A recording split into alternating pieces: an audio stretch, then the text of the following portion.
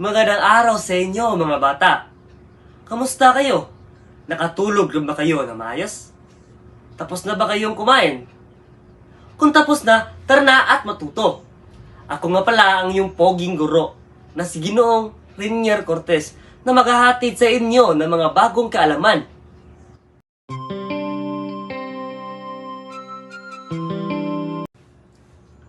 Upang simulan natin ang araw na ito, tumayo muna ang lahat at tayo ay magsayawit o sasayaw habang umawit. Ano pang hinihintay natin? Tara!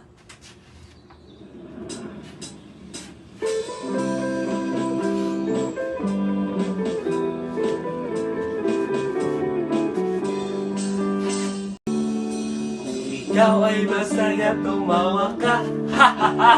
Kung ikaw ay masaya, tumawa ka, ha ha ha! Kung ikaw ay masaya, buhay mo ay sisigla. Kung ikaw ay masaya, tumawa ka, ha ha ha!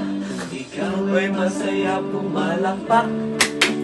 Kung ikaw ay masaya, pumalakpak. Kung ikaw ay masaya, buhay mo ay sisigla. Kung ikaw ay masaya, pumalakpak.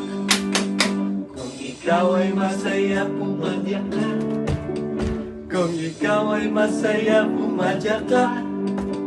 Kung ikaw ay masaya, buhay mo ay sisigla. Kung ikaw ay masaya, pumadyak ka.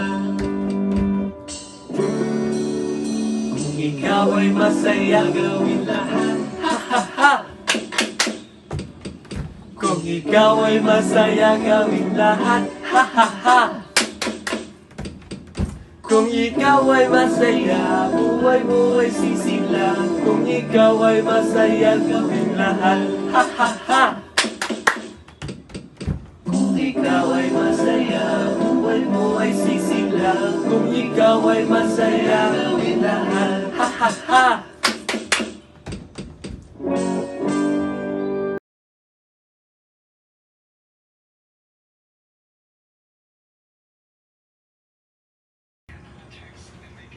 Nasiyahan na ba kayo sa ating ginawa kanina? Naunat lang ba ang inyong mga buto? Sa tingin nyo, base sa ating ginawa kanina, na pagpadyak, pagtawa, at pagpalakpak, ano kaya ang ating tatarkayin sa araw na ito?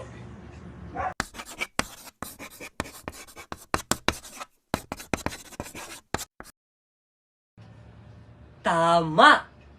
Ang ating tatalakayin sa araw na ito ay mga gamit ng pandiwa bilang aksyon, karanasan, at pangyayari.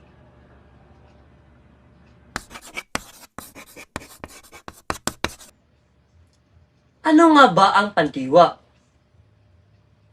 Ang pandiwa o verb ay isang mahalagang bahagi ng pananalita sa wikang Filipino. Ito ay nagsasaad ng kilos, galaw, o estado ng isang paksa. Malaga ito sa pagbuo ng makabuluhang pangungusap at malinaw na pagpapahayag ng mga aksyon sa pakikipagkomunikasyon. Halimbawa, nag-aaral si Rinier sa kanilang asignatura sa Filipino.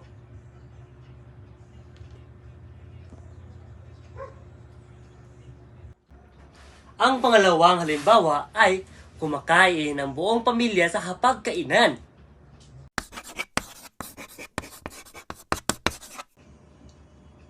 Ngayon ay dadako naman tayo sa gamit ng pandiwa bilang aksyon. Kung sa aksyon, nagagamit ang pandiwa sa pagpapakita ng aksyon kapag nagpapahayag ito ng kilos na ginagawa o gagawin pa lamang. Mayroong malinaw na tagaganap o aktor nito. Halimbawa, kumakanta si Harold ng Pusong Bato. Nang ika'y ibigin ko, mundo ko'y biglang nagbago. At ang susunod naman ay ang gamit ng pandiwa bilang pangyayari. Ang pandiwa ay maaari ring magpahayag ng kilos na nagre-resulta sa isang pangyayari. Halimbawa, nagalit si Harold kasi nawala yung kanyang pitaka. Nasaan na ba yung pitaka ko? Baka ninakaw yun? Hey! Baka ikaw yung nagnakaw ng pitaka ko! Hindi, boss. Hindi, boss. Hindi ako, boss. Hindi ako. At ang panghuli naman ay ang gamit ng pandiwa bilang karanasan. Sa karanasan, ang ipinapahayag ng pandiwa kapag mayroong personal na pangyayari sa buhay ng isang tao, ang paksa ng pangungusap o pag-uusap. Okay. Halimbawa, natuwa si Harold sa regalong natanggap. Harold, ito regalo ko sa iyo. Nako, salamat. Nakabala ka pa. Ngayon, ay natapos na nating talakayin ang paksa kanina, meron naman tayong gagawin upang masaisip at may sa puso ang ating natutunan. Gagawa lamang kayo ng isang journal patungkol sa natutunan, kagamit ng pandiwa bilang aksyon, pangyayari, at karanasan. Ang gamitin sa paggawa ng journal ay ang Diary app. Isusumiti ang nagawa sa Gmail. Natapos na tayong gumawa ng isang journal. Ngayon, meron naman tayong gagawin na isang pangkatang gawain. Pipili lamang kayo ng kapareha. Pagkatapos yung pumili ng kapareha ay gagawa lamang kayo ng tigli-5 halimbawa sa pandiwa bilang aksyon, pangyayari, at karanasan.